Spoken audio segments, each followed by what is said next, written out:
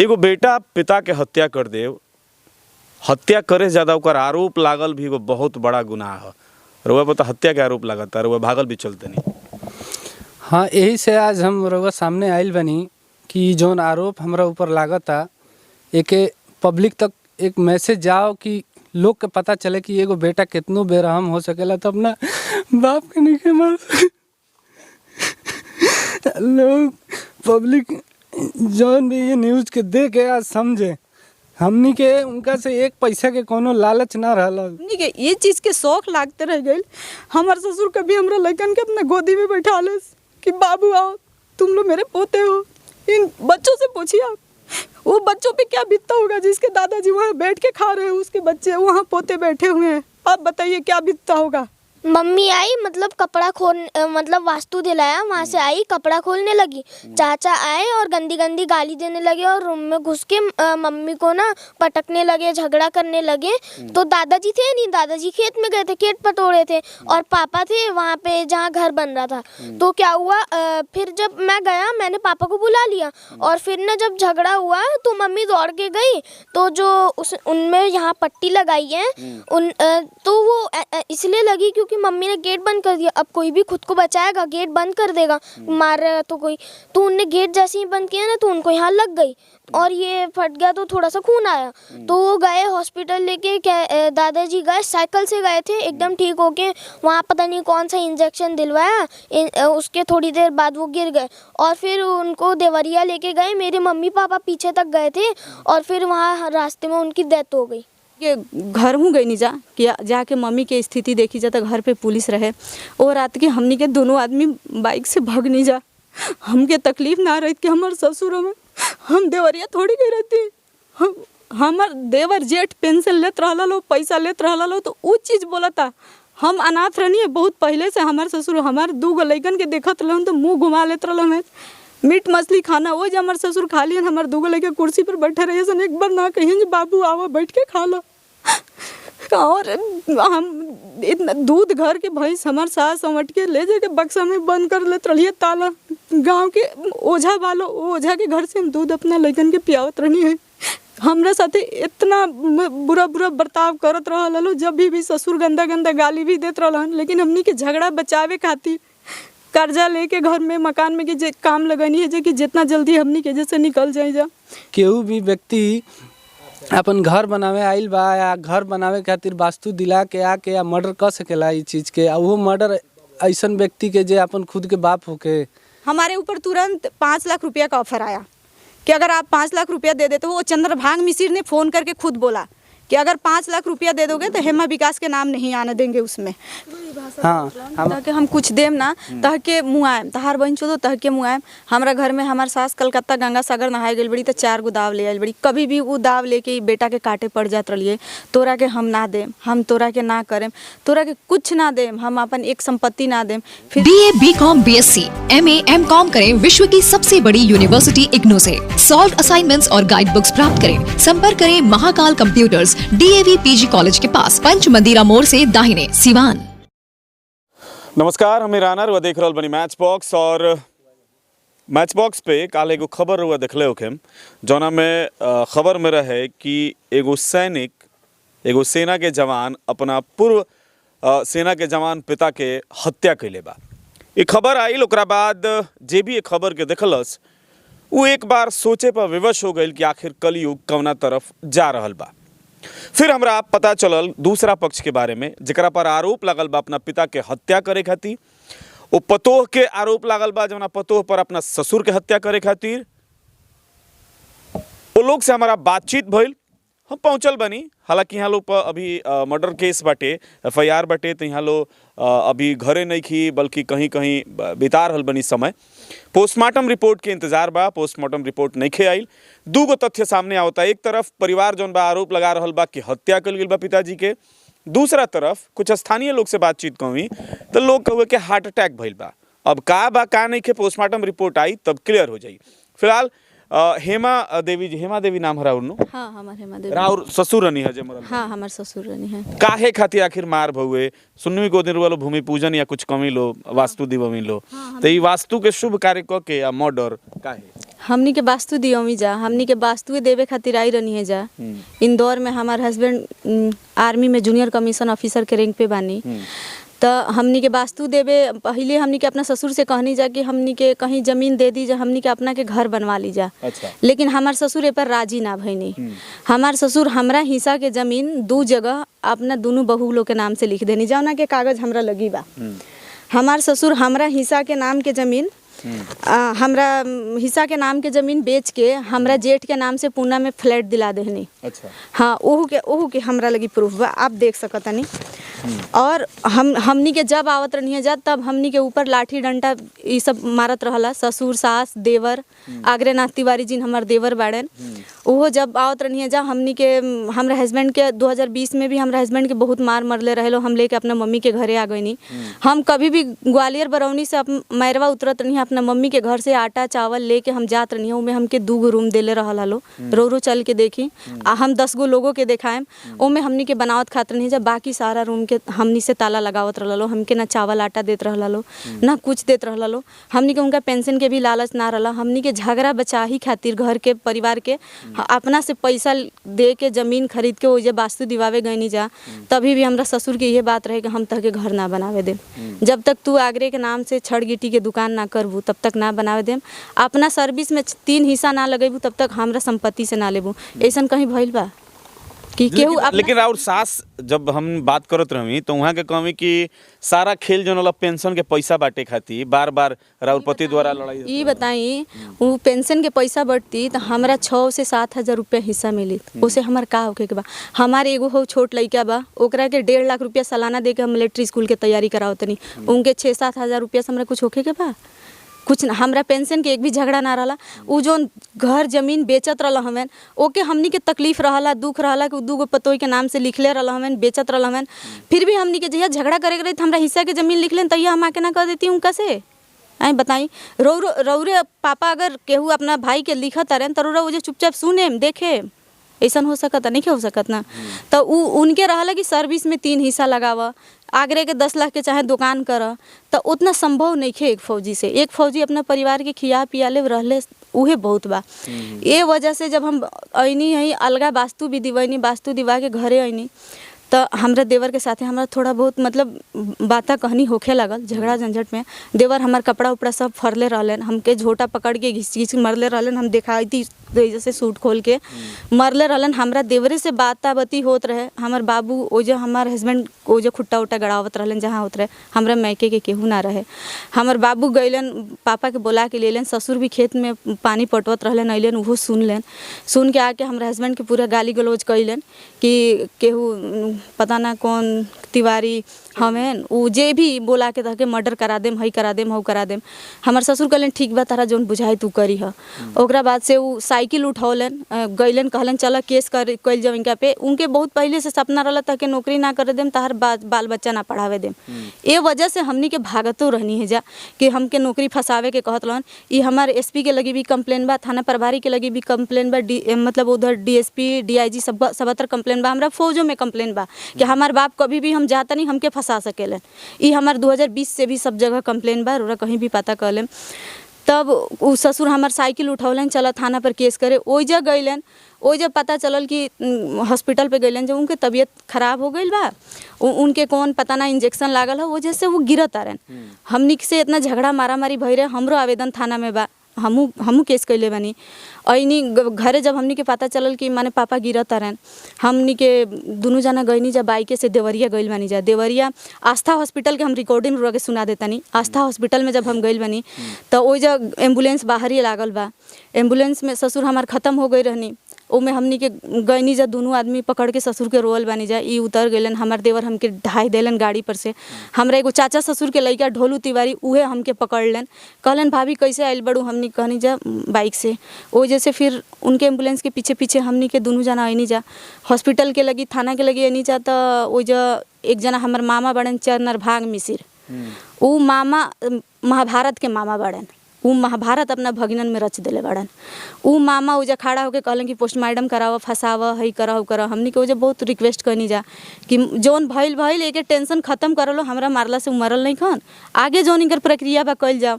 मामा लो ना मानल लो, मामा लो वो जो हमनी के साथे थाना पे मामा के साथ भी माने बता कहनी भइल। हमनी के वजह से जब हमनी के नाम रख के चिल्लाए लगल हो तो हमनी के वजह से हट गई जा अपन शरीर बचावे खातिर। हमनी के घर हूँ गई जा कि जाके मम्मी के स्थिति देखी जा तो घर पे पुलिस रहे। वो रात के हमनी के दोनों आदमी बाइक से भाग नहीं जा। हमके तकलीफ ना रही कि हमारे ससुर में हम देवरिया थोड़ी गई रहती। हमार देवर जेठ पेंशन लेत रहला लो, पैसा लेत रहला लो, तो वो चीज़ बोला था। हम अनाथ रहनी है बहुत पहले से। हमारे ससुर हमारे 2 गो लइकन के देखत रहन तो मुँह घुमा लेत रहलन है। मीट मछली खाना वो जो हमारे ससुर खा लियन, हमारे 2 गो लइके कुर्सी पर बैठे रहे सन, एक बार ना कहिए बाबू आओ बैठ के खा लो। और हम इतना दूध घर के भैंस हमारे सास समट के ले जाके बक्सा में बंद कर लेते रहिए ताला। गांव के ओझा वालों ओझा के घर से हम दूध अपना लइकन के पियावत रहनी है। हमरा साथे इतना बुरा बुरा बर्ताव करत रहल। जब भी ससुर गंदा गंदा गाली भी देत रहलन, लेकिन हमनी के झगड़ा बचावे खातिर कर्जा लेके घर में मकान में के काम लगनी है कि जितना जल्दी हमनी के जैसे निकल जाए जा। फिर भी हम कहत रहल कि घर ना बनावे दे तो ना बनावे के मतलब एथी मोड़ पर ले आ दे ले वालो। बार बार ये नौकरी फंसा दे, नौकरी ना करे दे, यही सब हमनी के साथे व्यवहार कैले वालो। यहाँ पर जे आरोपी बटे ई छोट लड़का बटे, ई लड़का अभी पढ़ाई करला। का नाम है बाबू तार? पीयूष नाथ तिवारी। पीयूष नाथ तिवारी। आपके बाबा मरे हैं? हाँ। क्या हुआ था उस दिन? आप तो थे वहाँ पे ना? हाँ थे। मम्मी आई मतलब कपड़ा खोल मतलब वास्तु दिलाया, वहाँ से आई कपड़ा खोलने लगी। चाचा आए और गंदी गंदी गाली देने लगे और रूम में घुस के मम्मी को ना पटकने लगे, झगड़ा करने लगे। तो दादाजी थे नहीं, दादाजी खेत में गए थे, खेत पटोड़े थे, और पापा थे वहाँ पे जहाँ घर बन रहा था। तो क्या हुआ, फिर जब मैं गया मैंने पापा को बुला लिया, और फिर ना जब झगड़ा हुआ तो मम्मी दौड़ के गई। तो जो उनमें यहाँ पट्टी लगाई है तो वो इसलिए लगी क्योंकि मम्मी ने गेट बंद कर दिया। अब कोई भी खुद को बचाएगा, गेट बंद कर देगा, मार रहा तो कोई, तो उनने गेट जैसे ही बंद किया ना तो उनको यहाँ लग गई और ये फट गया, तो थोड़ा सा खून आया। तो वो गए हॉस्पिटल लेके, दादाजी गए, साइकिल से गए थे, एकदम ठीक होके वहाँ पता नहीं कौन सा इंजेक्शन दिलवाया। उसके थोड़ी देर बाद वो गिर गए और फिर उनको देवरिया लेके गए। मेरे मम्मी पापा पीछे तक गए थे और फिर वहाँ रास्ते में उनकी डेथ हो गई। तो इसके पहले भी कभी आपके पापा और दादाजी में झगड़ा हुआ था? हाँ पहले भी हुआ था। तो हर बार ये कहते थे कि हम तुमको पढ़ने नहीं देंगे, तुम्हारे पापा को नौकरी नहीं करने देंगे, और हर बार कहते थे कि पता नहीं किसको बुला के तुमको मरवा देंगे, ऐसे ऐसे उल्टा सीधा कहते थे। कभी बंदूक भी निकला था? हाँ बंदूक भी निकला था। कौन निकाला था? पापा आपके? नहीं, वो दादी निकाल ली थी बंदूक, कह रही थी कि आगे नहीं, इनको गोली मार दो, अब इनको रहने नहीं देंगे, ऐसे ऐसे उल्टा सीधा। तो फिर पापा ने छीन ली थी उनसे बंदूक। जे बेटा बटे, जे आरोपी बटे, जरा पर मर्डर के आरोप लागल बा कि यहाँ के अपना पिता के हत्या के लिए बनी, वहाँ से हम बातचीत करे कोशिश करतनी। हालांकि अभी यहाँ के आरोपी बनी और यहाँ के घर से फरार बनी और फरार चलतनी, तब हम बातचीत करतनी। एगो बेटा पिता के हत्या कर दे, हत्या करे से ज़्यादा ओकर आरोप लागल भी एगो बहुत बड़ा गुनाह है। रुआ पता हत्या के आरोप लागता, रुआ भागल भी चलते नहीं। हाँ, यही से आज हम रउआ सामने आइल बनी कि जौन आरोप हमरा ऊपर लागता, एके पब्लिक तक एक मैसेज जाओ कि लोग के पता चले कि एगो बेटा कितनो बेरहम हो सकेला तो अपना बाप के नहीं मार लोग पब्लिक जौन भी ये न्यूज़ के दे के आज समझे। हमनी के उनका से एक पैसा के कोनो लालच ना रहला। सारा खेत हमनी के बेच के वो लोग के दे तड़न, सब चीज़ कर तड़न। हमनी के कोनो मलाल ना रहला। हम अपन अलग ज़मीन अपन खरीद के घर बनावत रहनी कि हमरे लगे 2 गो लड़का बड़ा सन, ओकनी के भविष्य फ्यूचर हम देखत रहनी जे ओकनी के ऊपर कोनो मतलब आरोप ना लगे कि मतलब कोनो दिक्कत ओकनी के लाइफ में आवे। अब बार बार ये हमके धमकी आवत रहला कि ताकि फंसा देम जा, ताकि मुआ देम जा। बार बार बंदूक लेके, दाव लेके घर में रख ले वालो, दाव लेके निकल जात रहला लो मारे खातिर। जितना बार हम आवत रहनी 2 से 4 दिन से ज़्यादा हम घरे रह ना पावत रहनी। ये सारा गांव जानता, सब लोग जानता। एकरे बावजूद हमरा इतना खेत रहते हुए भी, सब घर बनावे ला अच्छा खेत रहते हुए भी हम ज़मीन खरीद के अपन घर बनावे गई रहनी।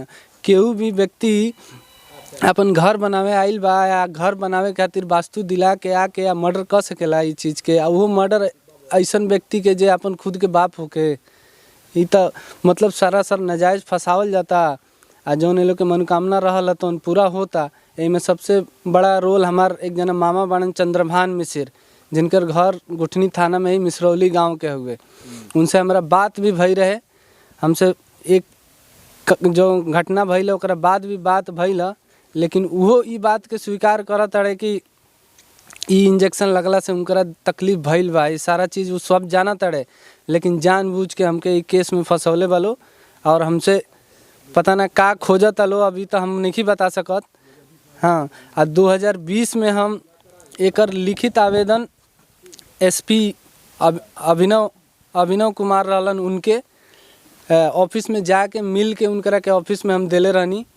फिर यहाँ थाना प्रभारी गुठनी में जौन राजेश कुमार सिंह रहलन उनके देले रहनी। और एकर जौन एसपी ऑफिस में बा एकर 8 फरवरी 2020 में रजिस्टर में एंट्री भी बा एकर।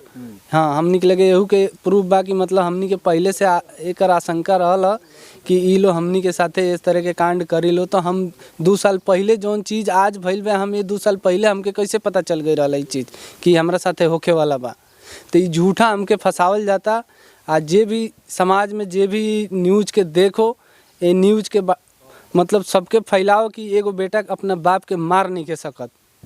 जैसे रउआ कहत तनी कि एगो बेटा मार नहीं खे सकत, लेकिन एकरा पहले जब रउआ पिताजी से विवाद भइल बा तो ओमे एगो ऑडियो राउर सुनावल जाता जौन में रउआ कहले बानी कि हम जले मुआयम ना तले मानेम ना। वो ऑडियो हमार ना है, वो ऑडियो पता ना कैसे रिकॉर्ड भइल बा, वो ऑडियो में वो हमार आवाज़ ना है।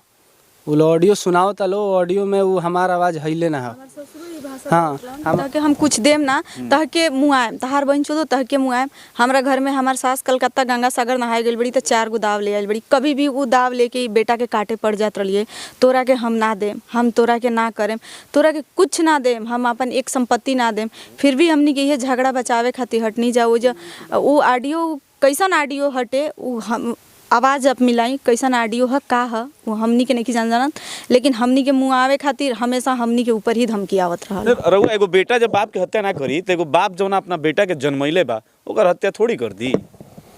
ये लोग के हत्या बार बार ये धमकी रहल, हत्या उनका मन में का रहल हमरा ई नइखे, लेकिन वो हमेशा एकर धमकी देत रहलन। मेन वो लोग के ये रहल जे नौकरी करत अड़ा तो अपना नौकरी में से 3 जगह हिस्सा लगावो, नहीं तो हमनी के तरह के फंसाएम जा। मेन उनकरा मन में का रहल हम ई नहीं बोल सकत जे वो हमके मारिए दीता ना चाहे ऐसा कोनो भी बात बा, लेकिन बार बार वो कहत रहलन। ऐसे हम डर में रहनी, हम नौकरी करतनी, सरकारी नौकरी बा, तो एकरा चलते हम आवेदन देले रहनी एसपी साहब से थाना प्रभारी से। तो एगो मान ली कि अगर रउआ पिताजी राउर विरोध हो सकता, विरोधी हो सकता नहीं, माइयो विरोधी हम बड़ी राउर माइयो स्टेटमेंट देता नहीं कि हम का रहनी या का हो गई नहीं, हमार सारा कुछ खत्म। तो पिताजी जेकरा साथे रहियन तो माई तो ओकरे साथे ही न रहियन, माई तो उनके साथ देते बड़ी लो। माई पिताजी या एक जना छोट भाई घरे वालो पिताजी के कान भर भर के उनके ये तरह से मतलब इनके एथी कह दिले रहलो कि जब वो हमार कोनो बात सुनत रहलन एकदम मतलब तुरंत मारपीट पर उतारू हो जात रहलन।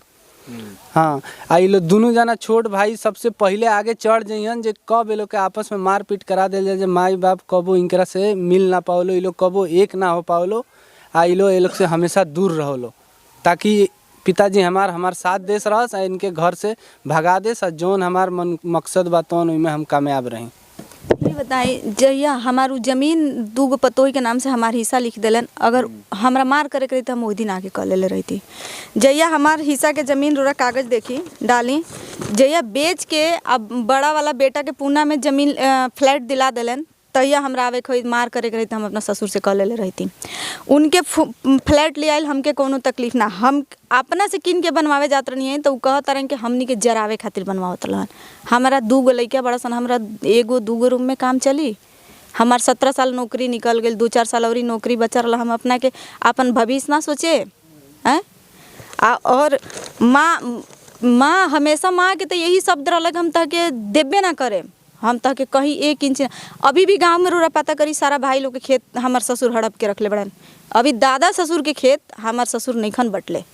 6 भाई में केहू के 1 धुर नईखन देले। 12 बीघा खेत गांव में परती पड़ल बा। लोहार चमार मिसिर बाबा तिवारी बाबा जे भी बा सबके खेत लेके खुद बटैया बोत रहन। इनका पैसा रहला, इनका समांगी रहला। हमार आवरी ससुर लोग कुछ ना बोलत रहला। हमरा साथे हमारे एगो उत्तम तिवारी ससुर बाड़न, उहो फसल बाड़न। ए वजह से जे उ हमनी के मदद करत रहन। हमार ईटा बालू गिरत रहला, वो जो हमार देख रेख कर देत रहला, हमें वो जो झाड़ू पोछा जोन भी बा मतलब वो हमार मदद करत रहन। तो ये लोग के होत रहला कि उनके मदद करत रहन, तो ये के चलते वो उत्तम तिवारी जी फसल बाड़न। और बाकी तो मतलब ये लोग के मन में शुरू से 2018 से हम पैसा देहल घर में बंद कैले बनी। 2018 से हम 1 पैसा नहीं दिले। बलोरो हमार किनल है, बलोरो में हम पैसा दिले बनी। हमरा ससुर के हमारे स्टेटमेंट लोग निकालो बैंक अकाउंट के, वो हमरा साथे प्रूफ बा। जब ना बेरा हमार बलोरो लियाल बा, वो बेरा हमरा ससुर के 5000 रुपया पेंशन बा। फौजी रिटायर रहन, पेंशन बेचले रहल हमें, तो उनका 5000 रुपया पेंशन मिलत रहला। 2018 में देवर के शादी के बाद उनकर 26,700 कुछ पेंशन भइल बा। हमरा लगी सारा रिपोर्ट बा। हम बलोरो ट्रेनिंग के पैसा, इनके 2 साल ट्रेनिंग के पैसा जौन रहे हम ससुर के नाम से हमार फिक्स रहे, वो फिक्स तोड़वा के हम बलोरो के किस्त फाइनल कैनी। टाइम से पहले किस्त फाइनल भइल तो 1,20,000 रुपया कुछ हमरा ससुर के मतलब लौटानी भी मिलल। में से जो भी होके इंश्योरेंस मिलल, जो भी होके ससुर के हमरा लगी रिटायरमेंट भी रहला, जो भी रहला हमके 1 पैसा नहीं खन देले। हमरा वो चीज़ के मलालो तकलीफ ना रहला। हमरा ये रहला हम आवत नहीं, हमरो के 10 दिन चैन से घरे रहे दलो, खाए दलो, पिए दलो, खुशी से हमरो बाल बच्चा के साथे अच्छा से रहलो, हमू चैन से निकल जाए। लेकिन उस चीज़ लोग के लगी ना रहला। 2018 से जब से हम पैसा देहल बंद कैनी, तब से ये लोग के हमनी के ऊपर लाठी चले लागल। जब आई जब ससुर हमार धान बेचत रहें, गेहूँ बेचत रहें, जो भी चीज़ देखा के बेचत रहन, देखा के देवर के नाम से ज़मीन रजिस्ट्री करावत रहन। एक जगह 1.5 कट्ठा ससुर के नाम, ससुर सबसे पहले ससुर ही ज़मीन रजिस्ट्री देवर के नाम से करौले बने 1.5 कट्ठा। उनकरा 10 दिन बाद हम 1 कट्ठा ज़मीन रजिस्ट्री करौले बनी। ओकरा फिर 2 महीना बाद हम फिर 3 कट्ठा ज़मीन रजिस्ट्री करौले बनी। हम पहले कलम ससुर चलवैले बड़े। अब ओकरा बाद ससुर घर के ज़मीन दोनों बहू के नाम से लिखले बड़े। बाबा ससुर के नाम के ज़मीन दोनों बहू के नाम से लिखले बड़े। घर के ज़मीन बाबा ससुर के ज़मीन मिसरौली में 3 कट्ठा बेच के जेठ के पूना में फ्लैट दिलैले बड़े। हमनी के कुछ नहीं खन दिले, 1 धूर कहीं नहीं खन दिले। हम यहाँ तक कि बाबा ससुर के नाम गोरख तिवारी है, सारा ज़मीन गोरख तिवारी के बा। अभी तक ले वो अपना 4-5 गो भाई के हिस्सा 1 भी नहीं खन दिले। अच्छा, बार-बार जिक्र होत रहे कि जब वो लोग दिलो ना कुछ 1 रुपया तो ली लो पैसा। अच्छा, तो उनके तो सरकार पेंशन देले रहला ना जी। सरकार काहे के देता पेंशन? काहे के हमके पेंशन दी कि हम अपना बेटा पर आश्रित ना होखी। जब हम लइका पढ़ावतनी, 2 गो लइकन के लेके हम APS में पढ़ावतनी, इंदौर में ट्यूशन करावतनी, हर चीज़ करावतनी। हमरा लगी हमार ससुर बेटी इसके शादी करत रहल हमन कि हम ना देत रहनी। बेटा के आगरे के शादी में लमसम 3 लाख रुपया हम खर्चा कैले बनी। देवर के शादी में देवर के कान के चादर सर गई रहे और कान के इलाज ना होत रहे, सुनत ना रहलन। 50,000 रुपया लखनऊ में लगा के ससुर के अकाउंट में हम भेजले बनी पैसा। आ 50,000 रुपया लखनऊ में लागल बटे, उनका कान के चादर चेंज करौले बनी। अपना सास के 4 धाम के यात्रा करौले बनी। पूछे जाके अगर इंसानियत उनका में होई तो कहिए जे वैष्णो माता से लेके हरिद्वार तक जहाँ जहाँ हमार पोस्टिंग आयल बा बिल्कुल बैठाकर रहली। यही मनीष तिवारी के बीबी इतना मार उनके मरले रहली तो वो बैठाकर रहली। तो हम भोपाल ले जाके 8 महीना रख के उनके बच्चन के जैसे सेवा कैले बनी। 8 महीना पे उनके घरे पहुँचौले बनी। फिर भी हमनी के साथे उन लोग के बुरा बर्ताव रहला। सोचत रहनी जा हमनी के पेंशन रिटायरमेंट हमनी के कुछ ना चाहिए। हमनी के खाली वो लोग से ही सोचत रहनी हमनी से अच्छा व्यवहार। हमनी के ये चीज़ के शौक लागते रह गए। हमारे ससुर कभी हमरा लड़कन के अपना गोदी में बैठा ले कि बाबू आओ तुम लोग मेरे पोते हो। इन बच्चों से पूछिए आप, वो बच्चों पे क्या बीतता होगा जिसके दादाजी वहाँ बैठ के खा रहे हैं, उसके बच्चे वहाँ पोते बैठे हुए हैं। आप बताइए क्या बीतता होगा। हमसे ज़्यादा हमारे बच्चे प्यारे हैं ना। हम अगर हम ऐसा किए हैं तो आप इसमें जांच बैठाइए। हम भी सब जगह एप्लीकेशन दिए हुए हैं, इसमें CBI लगवाइए। हमारे फौज भी CBI लगाएगी। हम सरकारी आदमी ऐसे थोड़ी फंसने देगी फौज, ऐसे नहीं फंसने देगी। सब होगा, इसको दूध के दूध पानी के पानी करना। अगर हमारे मारने से मरे हैं तो हमको कोई फांसी पे चढ़ा दे। हम 4 हैं, 2 बेटे हैं, एक हम वाइफ हस्बैंड है। अगर हमारे मारने से नहीं मरे, हमको गलत फंसाया जा रहा है तो फिर इस चीज़ का कार्रवाई उन लोगों पे हो। इस चीज़ को हमारे ऊपर तुरंत 5 लाख रुपया का ऑफर आया कि अगर आप 5 लाख रुपया दे देते हो। वो चंद्रभाग मिसिर ने फ़ोन करके खुद बोला कि अगर 5 लाख रुपया दे दोगे तो हेमा विकास के नाम नहीं आने देंगे उसमें। मेरी बहन एक बिहार पुलिस में कांस्टेबल है, वहाँ पे पता मसौड़ी में, वो भी फंसी हुई है। उनका ड्यूटी रिपोर्ट हाजिरी है हमारे पास। क्या सोच रहे हैं, क्या खोज रहे हैं, अब ये हम नहीं जानते जो उनके मन में क्या है, लेकिन हमें झूठा फंसाया जा रहा है, हम झूठा मुजरिम बने हुए हैं, तो इसकी जांच पड़ताल हो। आप रुआ तो जेसीओ बनी, जेसीओ को आर्मी के प्रतिष्ठित पद हटे, प्रशासन से का रिक्वेस्ट करे के चाहब? आरोप प्रत्यारोप तो बहुत बटे और पोस्टमार्टम रिपोर्ट आई तो ओकर आधा से अधिका जो सिनेरियो बा क्लियर हो जाई कि आखिर माजरा का बाटे, तो प्रशासन से कैसन का चाहत? प्रशासन से हमरा ये मतलब रिक्वेस्ट बा कि जौन ये लोग आरोप हमरा ऊपर लगावत लो, एकर सही जांच होको, एसपी साहब से भी, सीएम साहब से भी, डीआईजी साहब से भी, थाना प्रभारी से भी, हॉस्पिटल के सीसीटीवी कैमरा से लेके थाना के सीसीटीवी कैमरा सबके वो टाइम के 8 तारीख के 1:30 बजे से लेके और 3 बजे के बीच के कैमरा के जांच करो लो। काहे कि ये लोग अलग अलग चैनल पर बोलत लो कि बेटा इतना मारते रहा कि खून से लथपथ लाश को गांव वालों ने टांग के लेके गया। तो जब बेहोशी हालत में जब वो गइल बड़े तो घर से हमारा गुठनी थाना 4 किलोमीटर दूर बा, उस साइकिल से कैसे गइल बड़े? एकर सीसीटीवी कैमरा के जांच होको, एकर एकदम निष्पक्ष जांच होको, और जौन आरोप हमरा ऊपर लागता ओके सही पर्दाफाश होको।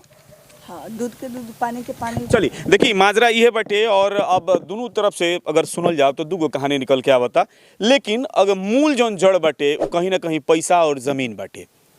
झगड़ा भइल बा, मारपीट भइल बा कि नइखे भइल, प्रशासन जांच करी तो पता चली। दोनों तरफ के स्टेटमेंट वगैरह दिखाई वहाँ लोग भी कहने कि मारपीट भइल बा, मारपीट करे में काफ़ी सारा लोग के नाम बतावल गए रहे।